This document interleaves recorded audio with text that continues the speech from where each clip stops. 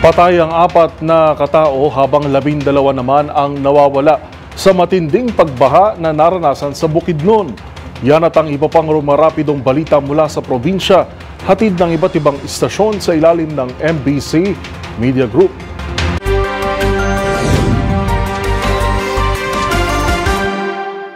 Balita mula sa Mindanao.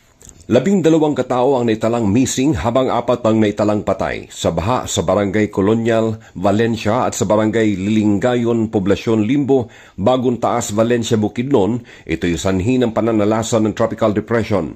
Batay sa report ng MDRRMO Valencia, may mga lugar na lampas tao ang lalim ng rumagasang baha dahilan na may mga inanod na sasakyan at may mga stranded sa mga bubong ng bahay. 2 bata din na may edad na 5 and 6 ang reported ng MDRRMO na inanod kasamang kanilang ina sa bahagi ng poblasyon. Nakaranas din ng matinding baha ang bahagi ng Kasisang Diversion Road sa Malaybalay City, ganun din ang San Fernando, Bukidnon. Sa report mula kay Barangay Kasisang Barangay Chairman Diggs Haroy, ang 2.5 km diversion road na kumukonekta sa Barangay Sumpong ay nakikitang walang drainage system. Ang kalsada ay nagmistulang ilog habang nasa area lang din ang DPWH depot. Batay sa online report ni Mayor J. Warren Pabilyaran nitong Enero lamang natapos sa mga road rehabilitation na may pondong 11 million pesos in 2023 habang 4.2 million pesos naman umano para sa bawat itinayong steel bridge rehabilitation in 2024. Ayon sa mga residente, first time nilang naranasan ang ganitong kalakas na pagragasa ng tubig baha o flash flood sa kanilang probinsya. Sa ngayon, ongoing ang search and rescue operation sa mga reported missing. Para sa MBC TV Network News, RH19, June Dimakutak, DZRH, una sa Pilipinas, una sa Pilipino. Balita mula sa Davao City. Natagpuan kahapon alas 10 ng umaga, Setyembre 18, 2025, ang bangkay ng isang lalaki sa mabatong bahagi ng sapa sa Phase 3 Purok 20, DHRR Barangay Tugbuk-Tugbuk District, Davao City. Kinilala ng Tugbuk Police Station ang biktima na si Jeffrey Manawataw, 30 anyos, residente ng St. Jude Barangay Buhangin, Davao City. Ayon sa report, napansin ng mga residente ang bangkay at agad itong ni-report dahilan upang responde ang mga tauhan ng Urban Search and Rescue 911 para kunin ang katawan. Dinala ang bangkay sa Angel Funeral Home sa Davao City. Kung matatandaan, kabilang si Manawataw sa 8 kataong naanod sa Mini Asik-Asik Falls nitong linggo ng hapon. Sa ngayon, 6 na ang kumpirmado na sawi habang isa naman ang patuloy na pinaghahanap ayon kay Police Captain Hazel Tuazon, tagapagsalita ng Davao City Police Office. Para sa MBC TV Network News, ito si June Suter, una sa Pilipinas, una sa Pilipino.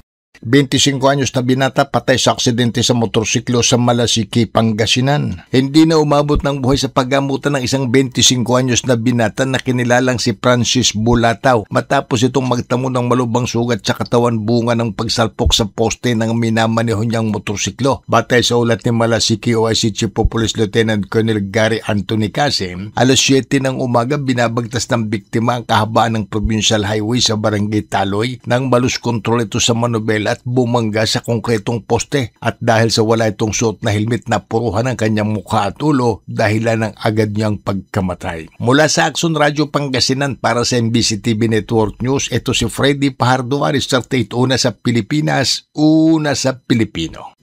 Sugatan ng 3 individual na kabilang ang isang British national matapos mabangga sila ng isang passenger jeep sa tapat ito mismo ng Nuestra Señora Parish Church sa Barangay Poblasyon Pilar, Bataan kaninang alas 3:30 na madaling araw. Kinilala ang sasakyan na kabangga na isang passenger jeep na may plakang CWU 934 na minamaneho ng isang 69 anyos na driver, residente ng Barangay Panilaw, Pilar, Bataan. Samantalang ang mga biktima ay kinilala na sina Bradley Jorley, 33 anyos, isang British national na residente ng Barangay Wawa, Pilar, at isang 34 anyos na lalaki at isang 63 anyos na babae na pawang residente na nabanggit na barangay.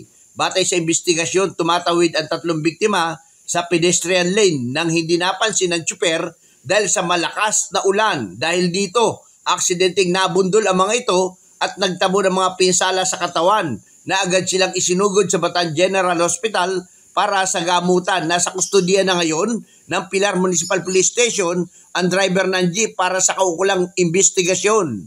para sa MBC TV Network News, RH37, Danny Kumilang. Una sa Pilipinas, una sa Pilipino.